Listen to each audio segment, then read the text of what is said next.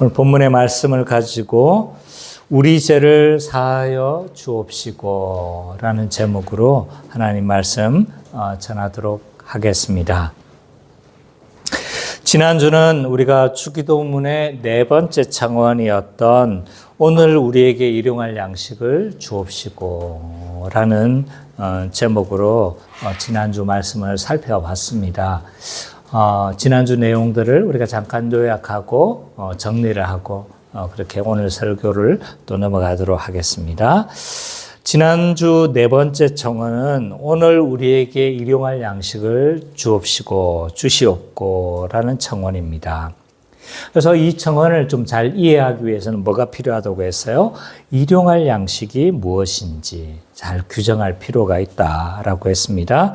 일용할 양식이라는 것은 뭐였습니까? 사람이 살아가는데 필요한 모든 것을 다 의미한다고 할 수 있습니다. 그래서 우리의 삶에 살아가는 데 있어서 필요한 물질적인 필요들 또는 정신적인 필요들 또는 사회적 모든 필요들 이런 모든 필요들을 이 모든 삶의 조건과 환경을 채워주시도록 하는 그런 기도다라고 말을 할 수가 있습니다.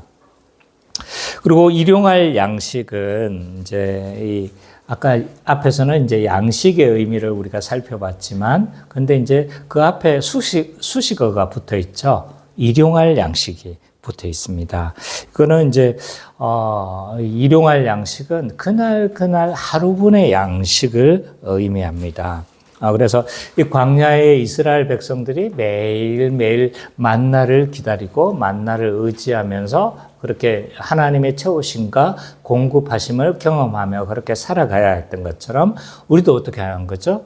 하나님이 매일매일 채우시는 그 공급하심을 경험하면서 그렇게 일용할 양식을 구하면서 살아가는 것이 신자의 삶이었던 거죠. 그래서 우리는 이렇게 기도합니다. 오늘날 우리에게 일용할 양식을 달라고 그렇게 간구하는 것은 도대체 어떤 의미가 있느냐라고 했었을 때, 첫 번째로 하나님이 오늘 모두 하루에 필요한 모든 것들을 공급하여 달라고 구하는 기도다. 그렇게 말을 할 수 있는 거죠. 그래서 인간은 하나님이 지으신 피조물이기 때문에 하나님의 공급하심으로 그렇게 살아가는 의존적인 존재였다. 그렇기 때문에 하나님이 매일매일 공급하시면 우리는 의지하면서 살아가야 하고, 그래서 의존된 우리 인간은 하나님께 오늘 필요한 것들을 공급해 달라고 간구하며 살아가는 존재인 거죠. 또 일용할 양식을 달라고 기도하는 것은 어떤 의미가 있느냐라고 했었을 때, 우리의 생명이 어디에게 전적으로 속해 있다는 거예요? 하나님께 의존함을 신앙 고백하는 기도이기도 하다. 그러니까 아버지를 아버지로 인정하는 기도가 주기도문의 그 네 번째 청원인 거죠. 그러면서 이제 예를 들었던 거예요. 우리의 자녀들이 스스럼 없이 아빠 돈 주세요 이렇게 요청을 하는데, 근데 분명히 우리 자식인 건 맞아. 근데 아버지를 의지하지도 않고 뭐 하는 거예요. 굶어 죽을 때까지 아버지한테 요청도 안 하고, 또 차비가 없음에도 불구하고 저 경산에서 여기까지 걸어오고, 이런다면 뭔 거예요? 그걸 아버지를 아버지로 여기지 않는 자인 거죠. 그렇기 때문에 그건 굉장히 불신앙이다 라고 말을 할 수 있는 거죠. 그래서 우리가 일용할 양식을 달라고 간구하는 것은 아버지를 아버지로 여기는 이런 우리의 모든 것들이 하나님께 의존됨을 간구하는 기도다라고 그렇게 했었죠. 그리고 그러면서 또 이것이 교회론적인 의미도 있다고 했어요. 교회 전체의 양식을 구하는 기도이기도 하다. 그래서 나 개인의 양식을 구하는 것이기도 하지만 우리 교회 전체 혹여나 이렇게 일용할 양식이 없는 지체들이 있을 수 있잖아요. 그죠? 그래서 교회 전체의 양식을 구하는 기도이기도 하고, 또 이렇게 기도하는 것은 교회적으로 또 더 확장해 보면 양식이 없는 자에게 내가 또 뭐 하겠다는 거요? 함께 이 양식을 나누겠다는 서원의 기도이기도 하다라고 했습니다. 그래서 이 사청원은 어떻게 정리될 수 있느냐? 이 교회는 주기도문의 네 번째 간구를 통해서 하나님의 공급하심을 바라며 나누겠다는 서원이다 라고 그렇게 한마디로 정의할 수가 있습니다. 자, 오늘은 이 다섯 번째 청원인 거죠. 인간 청원으로 보면 두 번째 청원인 거예요. 우리에게 죄 지은 자를 사하여 준 것 같이 우리 죄를 사하여 주옵시고에 대해서 우리가 한번 살펴보도록 하겠습니다. 이 주기도문의 다섯 번째 청원은요, 한마디로 말하면 죄 용서에 대한 간구다 라고 그렇게 말을 할 수 있습니다. 뭐 내용 그대로인 거죠, 그죠? 죄 용서에 대한 간구인 거죠. 그래서 이 주기도문 전체를 한번 선미자매가 좀 읽어주십시오. 그러므로 너희는 이렇게 기도하라. 하늘에 계신 우리 아버지여, 이름이 거룩히 여김을 받으시오며 나라가 임하시오며 뜻이 하늘에서 이루어진 것 같이 땅에서도 이루어지이다. 오늘 우리에게 일용할 양식을 주시옵고 우리가 우리에게 죄 지은 자를 사하여 준 것 같이 우리 죄를 사하여 주시옵고 우리를 시험에 들게 하지 마시옵고 강한 앞에서 구하시옵소서. 나라와 권세와 영광이 아버지께 영원히 쌓아옵나이다. 아멘. 예, 다섯 번째 청원을 우리가 이해하기 위해서는 몇 가지, 앞에서도 우리가 계속 해왔던 것처럼 몇 가지 사항들을 우리가 이해할 필요가 있어요.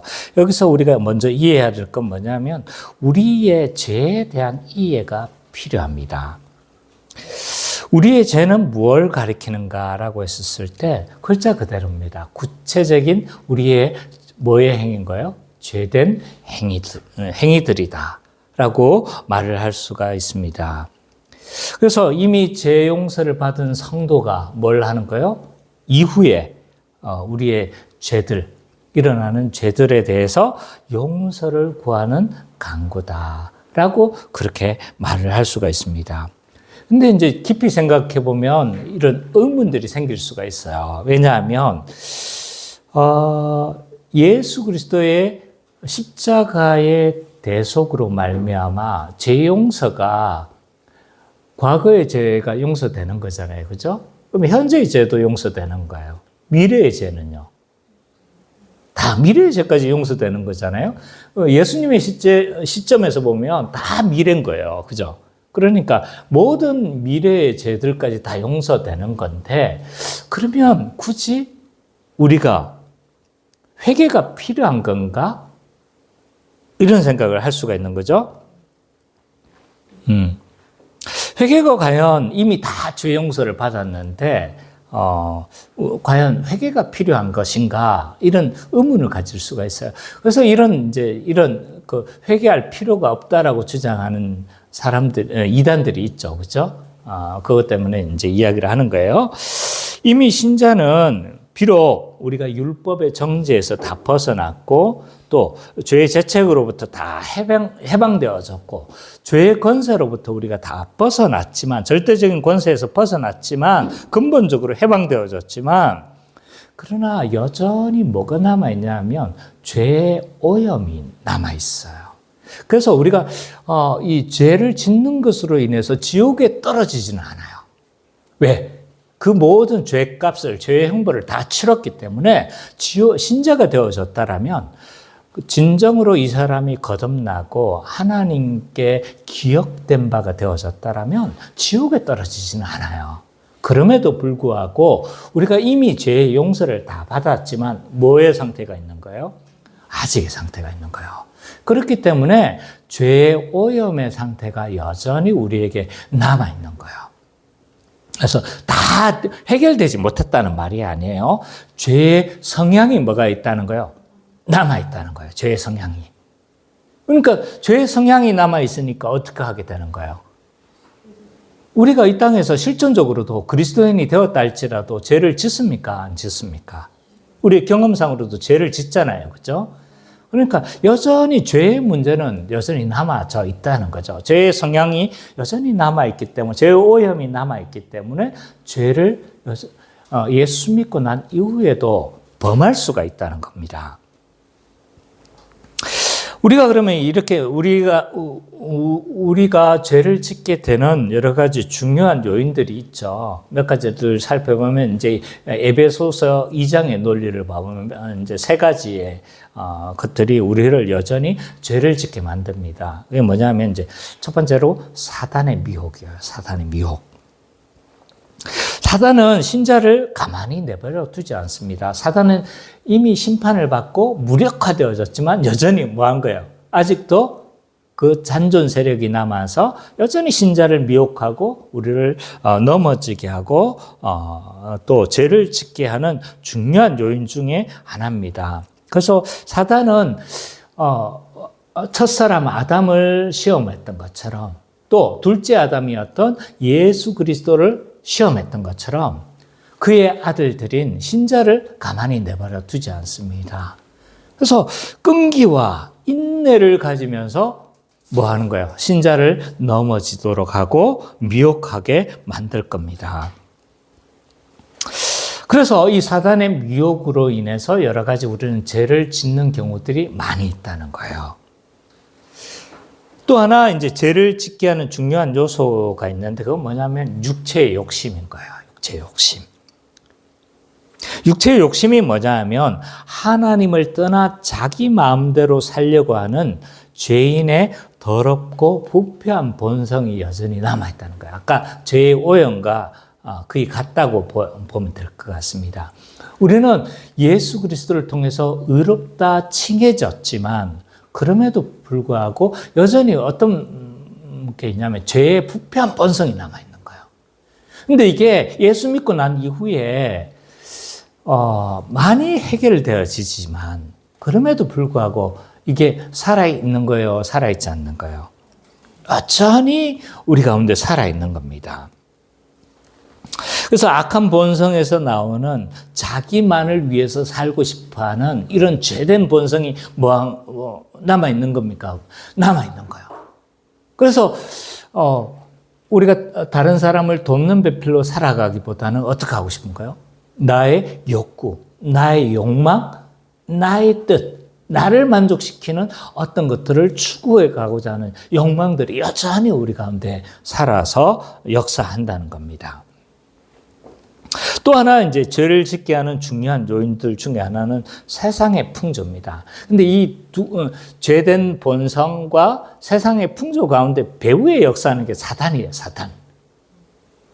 죄된 본성을 누가 자극하는 거야? 사단이 자극하는 거죠. 그 세상의 풍조도 마찬가지예요. 세상의 풍조도 누가 이런 세상의 풍조를 일으키냐면 사단이 공중 권세 잡은 자로서 이런 세상의 풍조들을 일으킵니다. 그래서 이 세상의 풍조라는 건 이 타락한 세상의 부패한 세계관, 또 부패한 가치관들, 또는 부패한 삶의 방식들을 뭐 하는 겁니까? 일으키는 거죠. 이것은 이제 한 개인의 어떤 방식이라기보다는 세상의 흐름인 거예요. 세상의 흐름. 대표적인 이런 부패한 삶의 양식들 중에 하나는 이제 개인주의 또는 성공주의 또는 배금주의 이런 것들이 부패한 삶의 방식들이다.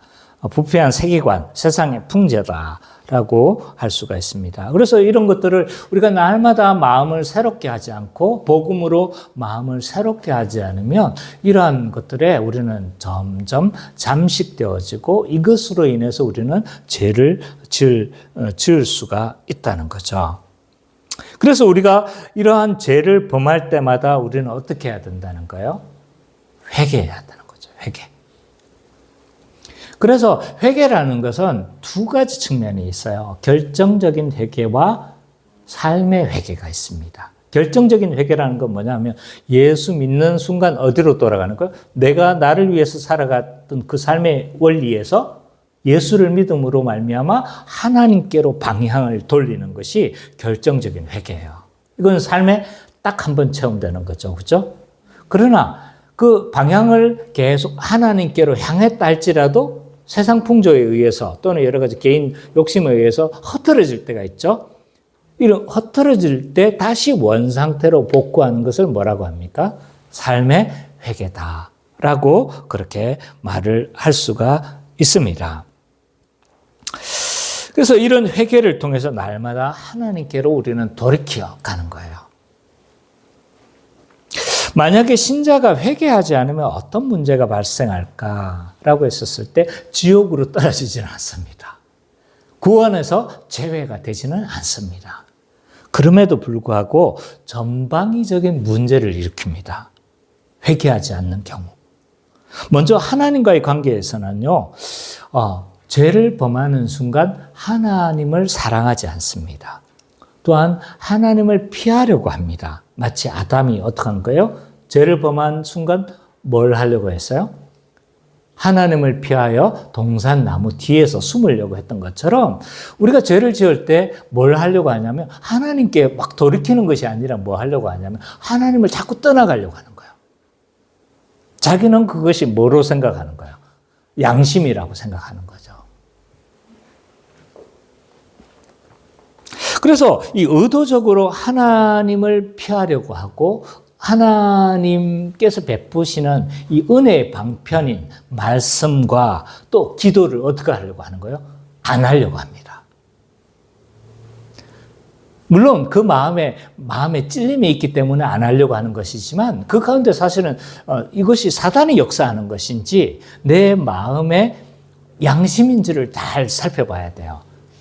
어떤 경우 만약 이게 사단의 역사냐 내 양심의 작동이냐라고 알 수 있는 방법 중에 하나는 뭐냐면 이 양심의 작동이라면 이런 여러 가지 것들이 다 어디로 가냐면 하나님께로 가게 해요. 성령의 역사라면 뭐 하는 거예요? 막 죄를 지으면 어떻게 하는 거예요? 찔리잖아요. 그죠? 근데 내가 자꾸 하나님을 피해. 은혜의 수단을 자꾸 은혜의 수단으로 나를 새롭게 하려고 하지 않고 자꾸 하나님을 멀어가는 방향으로 한다면 그건 양심의 작동이 아닌 거예요. 뭐의 작동인 거예요? 사단의 정죄고 사단이 우리를 멀어지게 하는 거죠. 근데 찔려가지고 우리가 하나님께로 돌이키게 한다면 그건 뭔 거예요? 양심의 작동이고 성령의 역사다라고 할 수가 있습니다.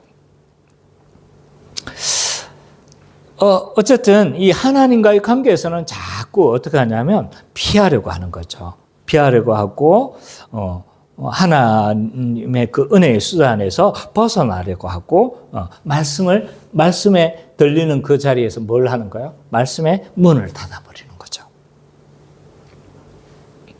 이런 사람들이 어떻게 되어지겠습니까? 하나님을 떠난 자의 본성은 뭔가요? 불안함이에요. 불안하니까 뭘 하게 되냐면 우상을 숭배하는 거예요. 자기를 평안하게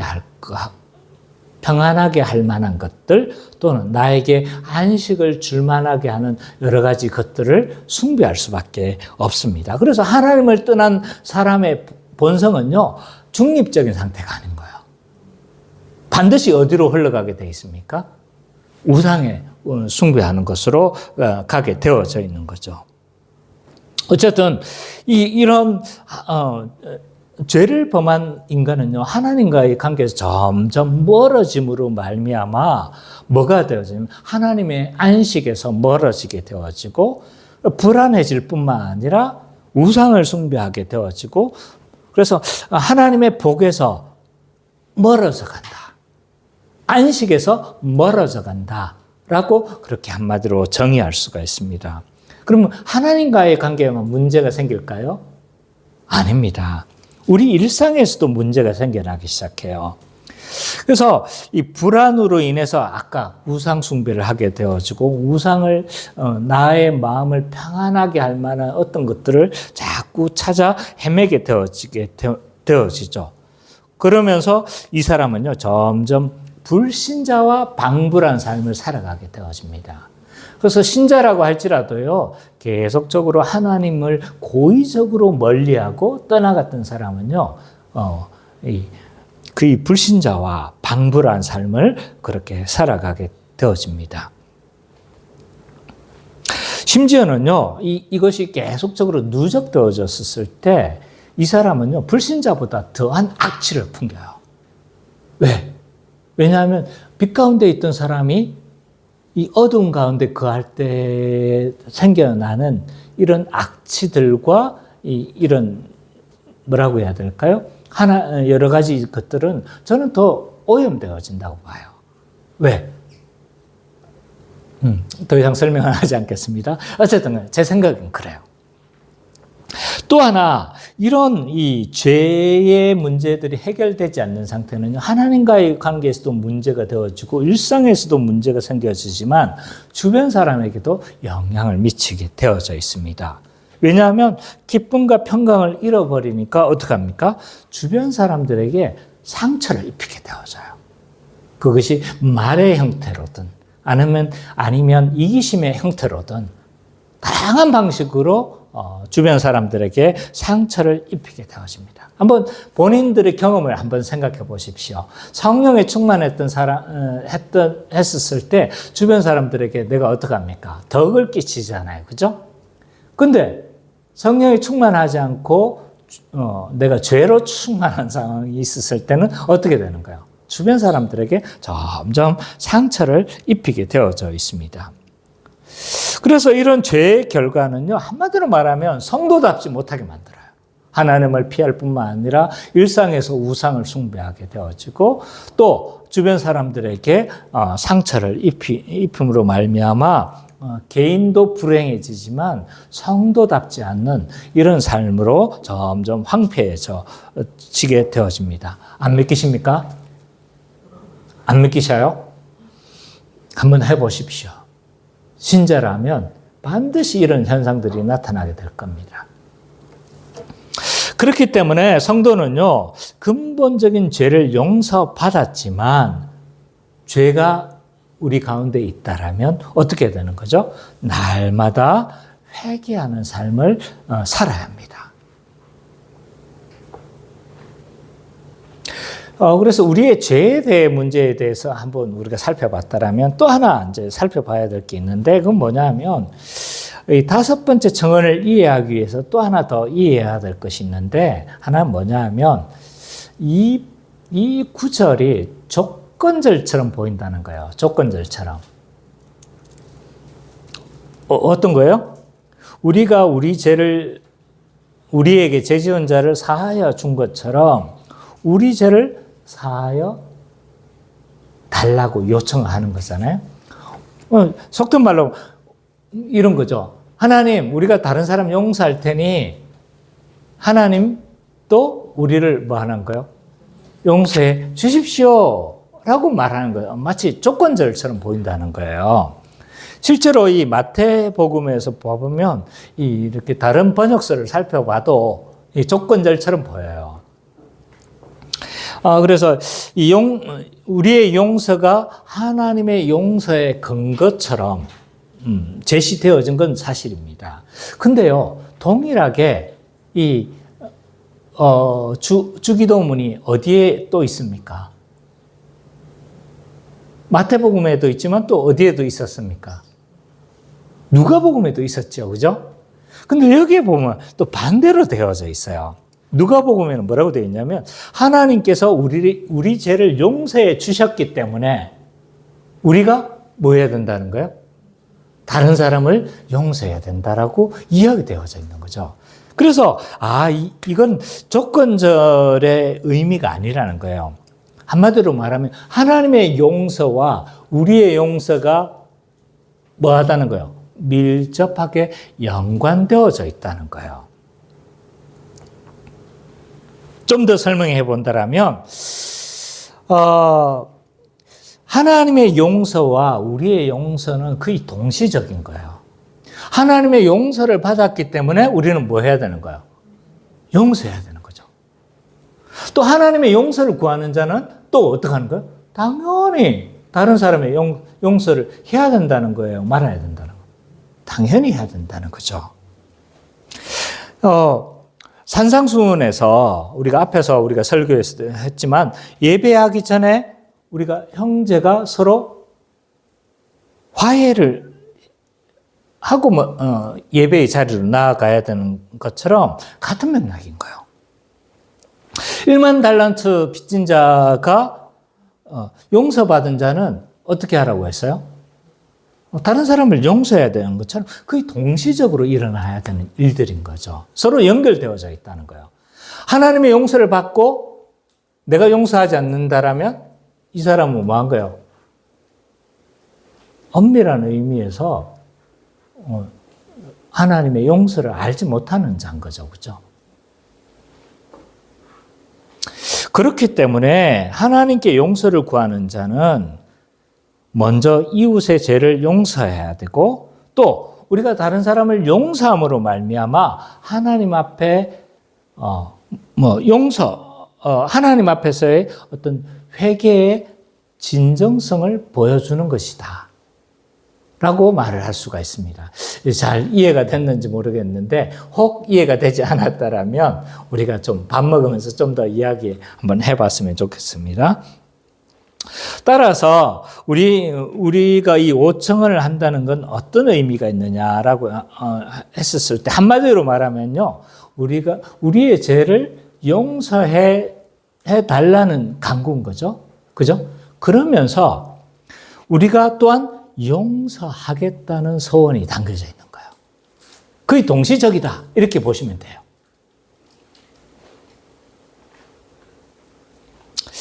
그래서 좀 정리를 해보면 우리가 우리의 죄를 사하여 준 것 같이 우리 죄를 사하여 달라는 것은 어떤 의미를 가지고 있느냐라고 했었을 때 하나님께서 우리 자신의 죄를 회개하며 용서를 구하는 간구입니다. 글자 그대로예요. 다섯 번째 청원을 다르게 이해할 수가 없잖아요. 그죠? 우리 죄를 용서해 달라는 청원인 거죠. 그죠? 그래서 우리가 범한 죄를 회개할 때 하나님께서 뭐 하지 말라는 거예요. 우리의 죄를 기억하시지 말아달라는 이런 간구다라고 할 수 있는 거예요. 그래서 이 5청원은 글자 그대로 이해하면 될 것 같아요. 우리 죄를 하나님께 용서를 구하는 그런 기도다. 또 다른 측면이 있어요. 또한 아까도 이야기했던 것처럼 우리는 하나님께 용서받은 자로서 뭐 하겠다는 거예요? 다른 사람을 용서하겠다는 서원도 그 안에는 포함되어져 있다는 거예요.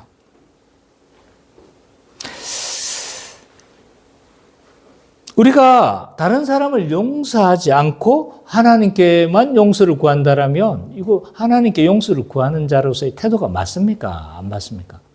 아닌 거잖아요. 그죠? 또 내가 하나님께 용서를 받았다라면 또 어떻게 해야 되는 거예요? 당연히 다른 사람을 용서해야 되는 거잖아요. 그죠? 그래서 이 두 개는 거의 동시적인 거예요. 그래서 양면의 측면을 가지고 있는 거예요. 내 죄를 사해 달라는 간구이기도 하지만 또한 뭔 거예요? 내가 다른 사람을 용서하겠다는 서원의 측면도 그 안에 담겨져 있다라고 할 수 있는 겁니다. 그리고 이 5청원의 교회론적인 의미를 좀 살펴본다라면 이 5청원은 교회의 죄에 대한 용서를 구하는 간구이기도 하다. 왜 우리가 교회의 죄를 용서를 구할까요? 내 죄도 아닌데. 왜 우리는 교회의 죄를 용서를 구해야 될까요? 자, 왜 그러냐면 우리는 이미 한 몸, 한 가족이 되어졌기 때문에 교회의 죄와 내가 무관할 수가 없습니다. 만약 이것이 무관하다면요, 이와 같은 거예요. 제가 이제 어떤 특정한 병을 비하할 생각은 없습니다. 그러나 좀 비유로만 좀 들어줬으면 좋겠어요. 문둥병이 있잖아요. 문둥병이 있는데 이게 왜 비참한 거예요? 오늘날도 이걸 잘 고칠 수가 없잖아요. 그죠? 근데 이 문둥병이 왜 비참한 겁니까? 썩어 들어가고 아픈데도 불구하고 이게 뭐 하지 않는 거예요? 썩어 가는지도 모르고 떨어져 나가도 뭐 하는지 몰라요. 아픈지도 모르는, 그래서 이 옛날부터 이 문둥병은 마치 저주받은 병처럼 여겨졌어요. 그죠? 만약 우리가 다른 사람의 죄에 대해서 무관심하고 그것이 나의 죄처럼 여겨지지 않는다라면, 교회의 죄가 나의 죄처럼 여겨지지 않는다라면 이건 영적인 문둥병인 거예요. 왜 그렇습니까? 한 몸, 한 지체가 떨어져 나가고 썩어져 가는데도 내 일이 아니라고 그렇게 무관심해버리는 것이며, 이건 막 영적인 문둥병이다 라고 할 수 있는 겁니다. 이것은 이렇게 여겨지는 건 공동체적인 저주다. 교회의 죄를 모른 척 해버리고 상관없는 것으로 여긴다면 이건 마치 콩가루 집안 것 같다. 콩가루 집안이 어떤 거예요? 뭐 부모가 어떻게 하든 자식이 어떻게 하든 아무 상관 안 하고 아무런 징계하지 않고 그건 네 알아서 해. 뭐 이렇게 해버리는 집안을 뭐라고 하는 거예요? 콩가루 집안이라고 하는 거잖아요. 만약 이 교회의 죄에 대해서 우리가 아무렇지도 않게 여겨버리고 교회의 죄가 이렇게 막 넘치고 있는데도 가만히 있는다라면 이것은 영적인 문둥병에 걸린 것과 같고 공동체적인 저주에 걸린 것과 같고 콩가루 집안과 같다 라고 할 수 있는 거죠. 그래서 이 교회론적인 의미는 뭐냐라고 했었을 때 교회의 죄에 대한 용서를 구하는 기도이기도 하다. 그래서 뭐라고 한 겁니까? 우리의 죄라고 이야기하잖아요. 우리의 죄. 나의 죄라고 말하지 않고. 따라서 이 주기도문의 5번째 강구를 통해서 우리는 하나님께 죄 용서를 구하고 다른 사람을 용서하겠다는 서약이다 라고 그렇게 정의할 수 있습니다.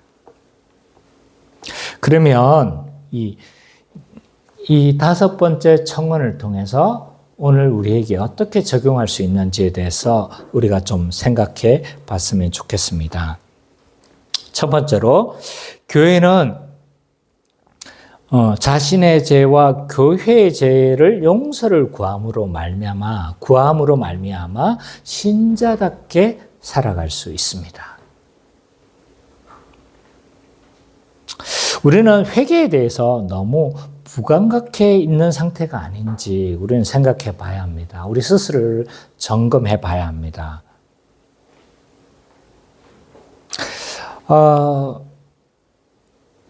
제가 매일 집에서 밥을 먹습니다.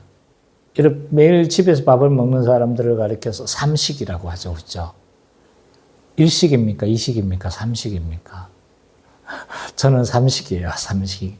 그래서 집에서 아침, 점심, 저녁을 다 거의 먹죠. 나가지 않는 이상. 집밥이 최고입니다. 아무리 생각해도 제 아내가 해준 밥이 제일 맛있는 것 같기도 해요. 근데 이제 다이어트를 위해서, 건강을 위해서 좀 적게 먹으려고 하기도 하고, 좀 밥을 좀 적게 먹으려고 많이 노력을 하는데, 근데 밥이 되게 맛있습니다. 잘 소화해낼 수 있는 능력은 없지만 밥은 맛있어요. 막 많이 먹고 싶어요. 근데 후환을 두려워해서 제가 이제 밥을 잘 안 먹는 건데, 왜냐하면 잘 감당을 못 하거든요. 그 살도 찌고 이러니까. 거기다가 이 단맛에 대한 유혹을 제가 끊어버리기가 너무 힘듭니다. 왜냐하면 제가 굉장히 단 음식을 좋아하거든요. 제가 왜 이 이야기를 자꾸 하냐면, 우리의 몸은요, 이거 배꼽시계라고 하죠. 시간만 되면, 배고픔에 대한 이런 욕구들을 채워야 되고, 또 단맛에 대한 욕구, 어떻게 해야 됩니까? 기억구 채우지 않습니까? 근데 우리의 영혼의 감지기는 어떤지 한번 생각해.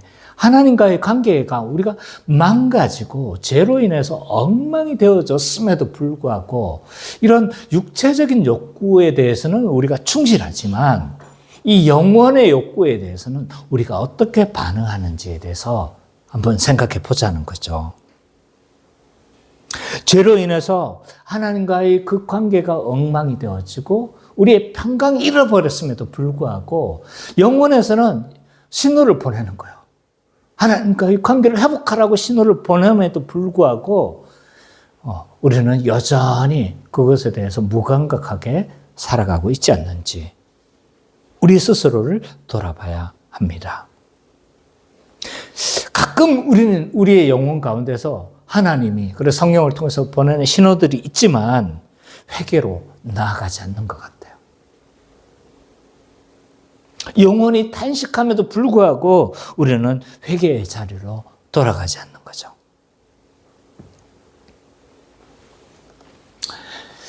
아이러니한 건요, 회개는 누가 하는지 아세요? 죄가 많은 사람이 회개를 할까요? 아니면 하나님의 은혜를 경험하고 막 하나님의 빛 가운데 있는 사람이 회개를 할까요? 원래 죄가 많은 사람이 회개를 해야 되잖아요. 그죠? 근데 그렇지 않아요. 빛 가운데 있는 사람이 있잖아요. 더 회개합니다.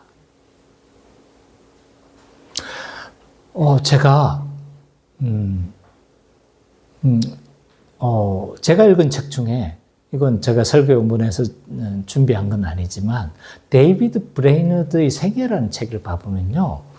이 사람은 인디안 선교를 위해서 철저하게 살아갔던 사람이에요.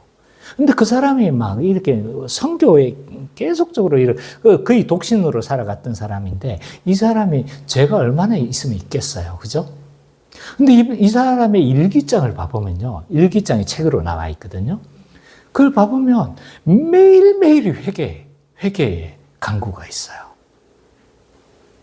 그리고 성경에도 보세요. 하나님의 은혜가 충만하고 하나님의 은혜가 임하는 사람가 뭐 하냐면 하나님 앞에 엎드려서 회개를 해요.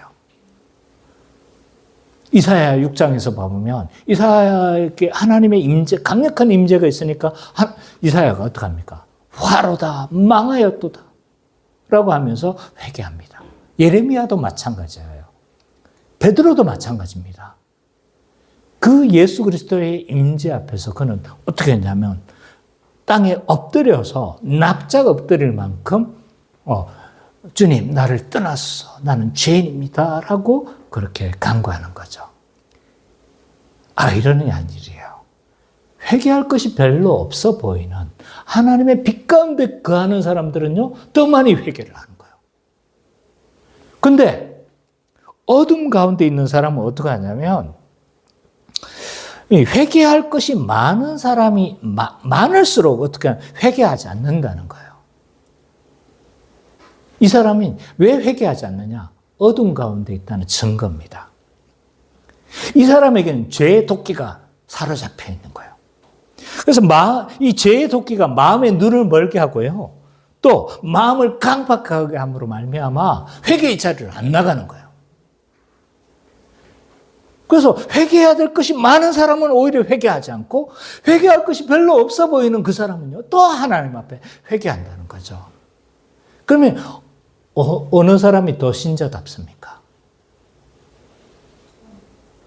회개하는 사람이 오히려 또 신자답다는 거예요. 그러므로 교회는 어떻게 해야 되냐면요. 회개를 사랑해야 돼요. 이 회개를 우리가 멀리 해야 될 게 아닌 거죠. 회개를 사랑해야 합니다. 왜 회개를 사랑해야 된다는 표현을 내가 쓰냐면 교회 안에 이 회개를 말하기가 어려운 시대가 우리는 살아가고 있기 때문이에요. 왜냐하면 목회자들이 회개를 외치기가 너무 어려운 시대인 거죠. 회개해야 합니다. 이 잘못들을 하나님 앞에 돌이켜야 합니다. 라고 말할 때 뭐 합니까? 성도들이 싫어하는 사람들이 많다는 거예요.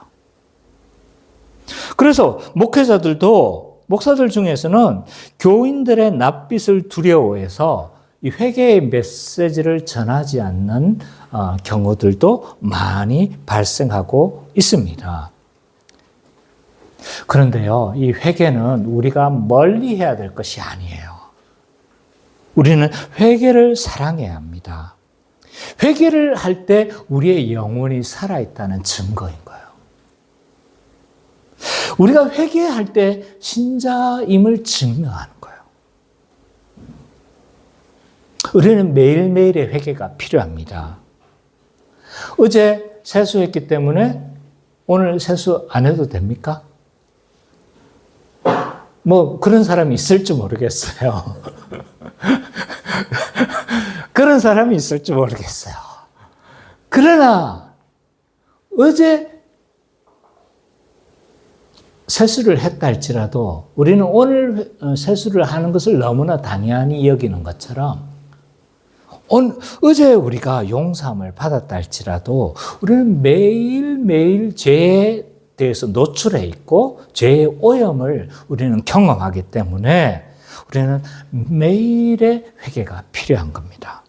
우리의 죄의 오염을 우리는 매일매일 씻어내야 하는 것이 필요합니다. 그렇기 때문에 이 땅에서 우리는 살아가는 동안 죄의 오염에서 벗어날 수가 없어요. 그렇기 때문에 이런 죄의 오염에 대해서 우리는 회개가 필요합니다. 그렇기 때문에 이미와 아직을 살아가는 신자는 회개를 사랑하며 매일의 회개를 살아가야 합니다. 매일의 회개의 요청이 필요합니다. 두 번째, 교회는 하나님께 용서를 받은 자로서 다른 사람을 용서해야 합니다. 우리가 잘 아는 부분이긴 해요. 우리가 우리에게 죄 지은 자를 사하여 준 것처럼 우리 죄를 사하여 달라는 것은 아까 이야기했던 것처럼 조건절이 아닌 거예요. 그게 동시적이에요. 내가 하나님께 용서를 구하면서 다른 사람을 용서하지 않는다는 건 있을 수가 없는 거예요. 이율배반적인 거예요. 그와 동시에 내가 하나님의 용서를 받았다라면 다른 사람을 용서하는 건 뭐 하는 거예요? 지극히 당연한 일인 거죠. 그렇기 때문에 신자는 용서를 받았기 때문에 용서하는 삶을 살아가는 것은 지극히 당연한 일이고 신자는 용서받은 사람이기 때문에 교회는 어떤 공동체가 되어야 하냐면 용서의 공동체가 되어야 되는 거예요. 그래서 그 사람이 회개를 구한다고 용서를 구한다라면 우리는 어떻게 해야 되는 거예요? 당연히 진정으로 용서를 구한다라면 우리는 용서해야 합니다. 만약 우리가 용서하지 않는다라면요, 우리는 하나님 앞에서도 뭘 구하는 거예요? 내 행위대로 뭐 하겠다는 거예요? 판단받겠다는 거예요. 마태복음 그 뒤에 있습니다. 마태복음 6장 14절 15절 한번 읽어보죠. 14절 15절 한번 읽어보도록 하겠습니다. 시작. 너희가 사람의 잘못을 용서하며 너희 하나님 아버지께서도 너희 잘못을 용서하시려니와 너희가 사람의 잘못을 용서하지 아니하며 너희 아버지께서도 너희 잘못을 용서하지 아니하시리라. 예. 너희가 용서하면 나도 용서하겠지만 너희가 용서하지 않으면 나도 용서하지 않고 너 행위대로 판단하겠다라고 그렇게 말씀하고 있는 거죠. 그래서 우리가 사실은 용서를 진정으로 용서를 구하는데도 용서하지 않겠다는 건요, 내 행위대로 하나님 앞에 판단받겠습니다. 그렇게 말하는 것과 같다라고 할 수가 있습니다. 그래서 이 주기도문의 바로 뒤에 용서하지 않으면 긍휼 없는 심판을 내가 하시겠다라고 그렇게 선언하고 있습니다. 그렇기 때문에 교회는 하나님께 용서받은 신자로서, 용서받은 자로서 당연히 다른 사람을 용서하며 살아가는 것은 지극히 당연한 원리이며 지극히 당연한 행동입니다.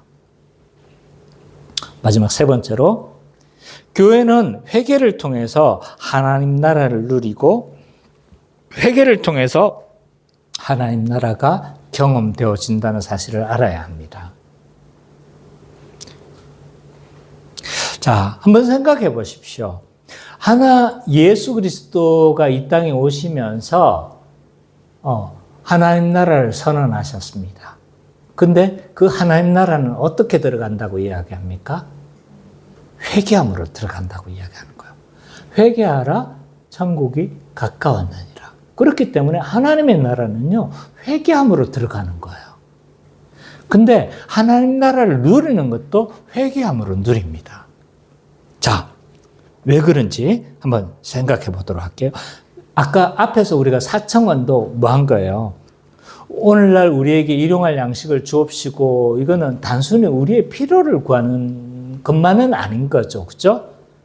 왜 우리가 하나님께 우리의 필요를 구하는 거예요? 이 먹고 사는 문제가 우리가 하나님 나라를 구하는 데 있어서 가장 걸림돌이 되는 것이기 때문이라고 했죠. 그죠? 그렇기 때문에 하나님 나라를 누리기 위해서 먹고 사는 문제를 하나님께 요청하는 거예요. 마찬가지로 회개하는 것도 어떤 거예요?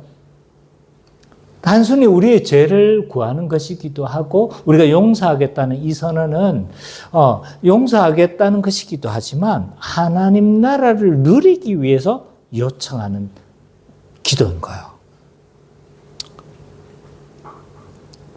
그러면 이 회개와 하나님 나라는 어떤 연관을 가지고 있느냐라고 했었을 때, 이 세상을 지배하는 원리는 뭐냐면 받은 대로 또는 뭐 한 거예요? 당하는 대로 갚아주는 원리가 이 세상의 원리예요. 그래서 이는 이로, 또 눈은 눈으로, 당하는 대로 갚아주는 것이 뭐합니까? 이 세상의 기본적인 원칙 아닙니까? 법의 원리도 다 이런 원리잖아요. 그죠? 그래서 이 잘못한 대로 뭘 합니까? 벌을 주는 것이 이 세상의 기본적인 원리입니다. 근데 이 5청원은 이런 원리를 벗어나는 거예요. 이 세상은 당하는 대로 보응의 원리로 하는 것이지만, 근데 하나님 나라의 원리는 어떤 거예요? 그 사람을 용서하고 사랑하는 것이 하나님 나라의 원리인 거죠. 그래서 이 세상을 지배하는 원리에서 저항할 것을 도전하고 있습니다. 그래서 우리가 비록 나에게 잘못했다 할지라도 뭐 하는 거예요? 그 사람을 용서함으로 말미암아 어떻게 하는 거예요? 이웃을 사랑하는 것이고, 또 나의 잘못을 하나님 앞에 구함으로 말미암아 하나님을 사랑하고. 그래서 이 회개와 이 5청원은요, 이웃을 사랑하고 하나님을 사랑하는 기본 원리입니다. 그렇기 때문에 이 5청원을 우리가 벗어나면서 하나님 나라를 구할 수가 없습니다. 이 회개 없이 하나님 나라를 경험한다든지, 이 회개 없이 하나님 나라를 맛보는 일은 요원합니다. 따라서 이 회개는요, 하나님 나라에 들어가게 할 뿐만 아니라 하나님 나라를 누리게 하는 중요한 요소다라고 그렇게 말을 할 수가 있습니다. 그리함으로 우리가 회개함을 통해서 성화의 삶을 살아갈 뿐만 아니라 회개함으로 하나님의 나라를 누리는 우리 기쁨의 교회 모든 성도님 되시기를 간절히 축원합니다.